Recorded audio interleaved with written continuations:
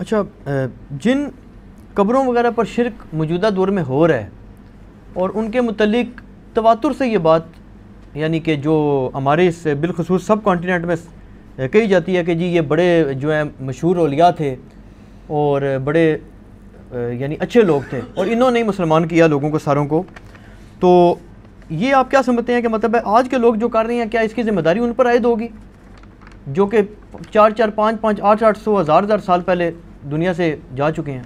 देखिए जी, ये जो 800, 1000 साल पहले जा चुके हैं ना जी, उनसे पहले तो हमें उन बुज़ुर्गों को पकड़ना चाहिए जो 800 साल वालों से भी पहले 500 साल पहले गुजर चुके हैं। ये सहाबा, ताबईन, तबा ताबईन, इमाम बुखारी, इमाम मुस्लिम, जिनकी ऑथेंटिसिटी है दुनिया में, जिनकी किताबें मानी जाती हैं। आपके लोकल बुज़ुर्गों को दुनिया में कहीं नहीं जाना जाता। यानी इमाम बुखारी का हम नाम लेना दुनिया के किसी कोने में मुसलमान को पता होगा, लेकिन आप अपने किसी मोहल्ले के, किसी गली के, किसी शहर के बुजुर्ग का नाम लेना दूसरे मुल्क में तो नहीं जानते होंगे। लिहाजा ये सारे लोकलाइज्ड लोग हैं, यानी इंटरनेशनल लेवल के लोग नहीं हैं ये। बाकी रहा कि उनके कायद क्या थे, हमें उसकी डिटेल में जाने की जरूरत नहीं। उनकी किताबें जो हम तक पहुंची हैं वो टेम्पर्ड फॉर्म में भी हो सकती हैं, उसमें कायद तो किताब सुन्नत के खिलाफ है। उनके बारे में हम इसलिए हुक्म नहीं लगा सकते, वो हमारे सामने मौजूद नहीं है। ऐन मुमकिन नहीं उनकी किताब ही ना हो। कितनी गुस्ताखाना इबारतें मैंने हाईलाइट की हैं मसनद 71B के अंदर, इंडिया और पाकिस्तान के बुजुर्गों की 19 गुस्ताखाना इबारात का तहकीकी जायजा।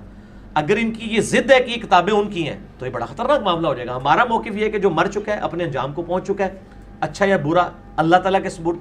हम किसी के बारे में कोई नेगेटिव बात नहीं करते और किसी के बारे में ऐसी पॉजिटिव बात भी नहीं करते कि कल को हमें अल्लाह के हुजूर जवाब देना पड़े। हम खामोशी इख्तियार करते हैं। हम आज के दौर के लोग जो अकायद लेके आएंगे उनको किताब और सुन्नत के ऊपर पेश करेंगे। पुराने लोगों का मामला जो है ना वो उनके साथ रहने दें। आप तालीमात को डिस्कस करें कि ये तालीम है। हम तो कहते हैं उनके बारे में जो चीजें मंसूब कर रहे हैं वो सही सनद से साबित ही नहीं है। आपसे मैं पूछता हूं, इस दुनिया में सबसे बड़े बुजुर्ग वो हैं जिनको सबसे ज्यादा लोग मान रहे हैं। इंसानों में वो बुजुर्ग कौन है? हजरत ईसा अला नबी अलैहिस्सलाम। हमारे नबी अलैहिस्सलाम को कम लोग मानते हैं क्योंकि ईसा इब्ने मरियम को 2.25 अरब ईसाई भी मान रहे हैं और 1.5 अरब मुसलमान भी मान रहे हैं। उनके मानने वाले, मानने से मुराद as a personality, as a profit जो भी है उसमें टेम्पर्ड फॉर्म में लगा।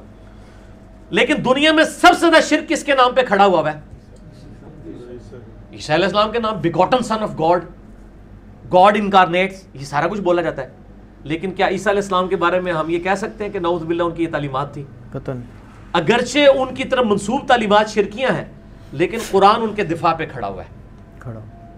ठीक है, बाकी किसी बुजुर्ग के बारे में कुरान नहीं खड़ा हुआ, इसलिए उनके बारे में हम खामोशी इख्तियार करते हैं। ईसा अलैहिस्सलाम का हम गज वज के दिफा करेंगे, वजीहन फिद दुनिया वल आखिरा। अल्लाह ने कुरान में कहा है, लक़द कफ़र अल्लज़ीना क़ालू इन्नल्लाहा हुवल मसीह इब्न मरियम। बेशक वो काफिर है जो कह रहे हैं कि ईसा इब्न मरियम जो है वो अल्लाह ही थे। वक़ालल मसीह, जबकि मसीह तो खुद कहते थे, या बनी इसराइल उअब्दुल्लाह रब्बी व रब्बकुम, ए बनी इसराइल इबादत करो उस अल्लाह की जो तुम्हारा भी रब है और मेरा भी। इन्नहु मन युशरिक बिल्लाह फ़क़द हर्रमल्लाहु अलैहिल जन्नह व मअवाहुन नार व मा लिज़्ज़ालिमीन मिन अंसार। बेशक जो कोई शिर्क करेगा अल्लाह ने उस पर जन्नत हराम कर दी, उसका ठिकाना दोज़ख है, वहां उसका कोई मददगार नहीं होगा। ईसा इब्न मरियम की तरफ से तो मेरे रब ने गवाही दे दी है, ईसा इब्न मरियम का दिफा तो मैं हर जगह पे करूंगा। बाकी किसी शख्स का दिफा हम इसलिए नहीं करेंगे कि दोनों तरफ बातें मौजूद हैं, हम ना नेगेटिवली करते हैं ना पॉजिटिवली। ठीक है, अभी अजानें शुरू हो गई हैं और इसके बाद इंशाअल्लाह ताला हम बाकी इसको कंटिन्यू करते हैं इंशाअल्लाह ताला। जी शाह जी, अगला सवाल करें। अच्छा अली भाई, इस सवाल से ना ज़िमलन एक मज़ीद मैं क्लैरिफिकेशन कर लूँ ताकि ये बात बिल्कुल कंक्लूड हो जाए। ये पर्सनल मेरा भी सवाल समझ लें और भी बाकी जो बिलखसूस जो सदात कहलाने का दावा करते हैं उन लोगों का है कि जब आप किसी भी सैयद का ना, चाहे उसका इस वक्त किसी भी मसलक से ताल्लुक़ हो, चाहे वो शिया हो, चाहे बरेलवी हो, चाहे देवबंदी हो, चाहे अहले हदीस हो, किसी भी मसलक का सैयद हो, ये भी शाह साहब बैठे हैं और भी बैठे हैं, आप उसका शहद नसब खोल लेना। अब उसकी अथेंटिसिटी पे मैं नहीं जाता कि उसकी क्या अथेंटिसिटी है। शहद नसब की ज़ाहिर है वो भी एक रवायत सीना पसीना ही चली है, लेकिन आप उसमें देखेंगे ना पीछे जो बुजुर्ग उनके होंगे ना, साहिब कब्र, साहिब मज़ार, वो उनके बारे में दावा होगा कि ये साहिब तसव्वुफ़ थे।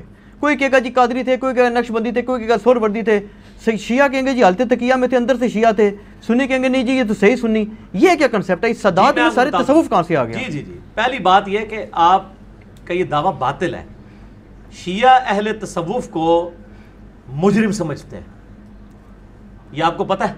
नहीं, वो उनके इसलिए कि उनके कॉम्पिटिटर वो हैं। उनके मुस्तहिद कहते हैं, लेकिन सादात किसी की आप लड़ी खोल लें वो पीछे लड़ी जो मर्जी खोलते रहे। प्रैक्टिकली शिया अहले तसव्वुफ को मुजरिम समझते हैं। वो कहते हैं इन्होंने हमारी गद्दी के ऊपर कब्जा किया है, हमारी ये नक्काल थे, असल में हम वारिस रसूल हैं। तो पहली तो बात ये, उसका सबसे बड़ा सबूत ये, मुझे बताएं सूफियों के बस इस वक्त दुनिया में सबसे बड़े इमामों में से इमाम माने जाते हैं शेख अब्दुल कादर जिलानी। जी हाँ। उनको शिया माशाल्लाह जिस तरह तबर्राबाजी करते हैं आपको पता है, और नासबी कहते हैं अब्दुल कादर जिलानी को जी, क्योंकि उन्होंने गुनियत तालिबीन के अंदर ऐसे अल्फाज लिखे हैं कि जिसमें वो बात उस तरफ जाती है, ठीक है ना। उन्होंने बहुत गुलू किया है, ठीक है ना। और भी कई चीज़ें उसमें, मतलब सही चीज़ें भी गलत भी, हम तो हर शख्स से इख्तिलाफ राय रखते हैं। तो सूफियों के सबसे बड़े इमाम को तो शिया सिरे से नहीं मानते अब्दुल कादर जिलानी को रहिमहुल्लाह ताला। तो बाकियों को तो आप छोड़ दें। तो बाकी ये शजरे वगैरह छोड़ दें। मेरे साथ एक क्लास फेलो था, वो कादियानी था, वो यानी उसके नाम में भी सैयद आता था, है वो सैयद था। तो इसका जवाब मैं वही दूंगा जो ये आवाज़ें कहाँ से आ रही हैं मुझे पीछे से, बंद करें जी आवाज़ें। हाँ जी, कि हज़रत नूह अलैहिस्सलाम का बेटा, अल्लाह ताला फरमाया ये तेरा बेटा ही नहीं है क्योंकि तेरी तालीमात के ऊपर नहीं है। तो आप पीछे ना जाएं, ये कहते हैं पीछे जाओ। मैं कहना बहुत पीछे जाया करो, तुसी विश्कार अड़दे हो, तुसी पीछे जाते हो 800-900 साल। हम कहते हैं पूरे 1400 साल पीछे जाओ, मौला अली हसन हुसैन तक जाओ और दिखाओ हदीस की किताबों से कि मौला अली किस कब्र से मांगते थे और मौला हुसैन किस सूफी सिलसिले के थे, दिखाएं। ये पीछे नहीं जाते हैं, ये दरमियान में लटके हुए हैं, पीछे हम जाते हैं। पीछे से मुराद क्या 800-900 साल पीछे है, पीछे से जहां से बात स्टार्ट हुई है। हम तो कहते हैं 300 साल के बाद पोल्यूशन आ गई है। बुखारी मुस्लिम हदीस है सबसे बेहतर जमाना मेरा, फिर सहाबा का, फिर ताबईन का, फिर तबा ताबईन का, उसके बाद झूठे लोग पैदा होंगे। यही तो हमारा मुकदमा है। हमारा ये पूरा चीखो पुकार का मुकदमा ही इसके ऊपर है कि जो 1000 साल पीछे, आप 1100 साल पीछे जाते हैं, वहीं तो खराबी शुरू हुई है। हम कहते हैं थोड़ा जाओ और पीछे जाओ, विश्कार ना अड़ो, पूरा पीछे जाओ, अद्धा पीछे ना जाओ। मजा आया जे ना, पूरा पीछे, असी पीछे जाने, तुम अद्धे पीछे जाने, पूरा पीछे टुर जाने, जितों काम स्टार्ट होया सी। ठीक हो गया, ठीक है।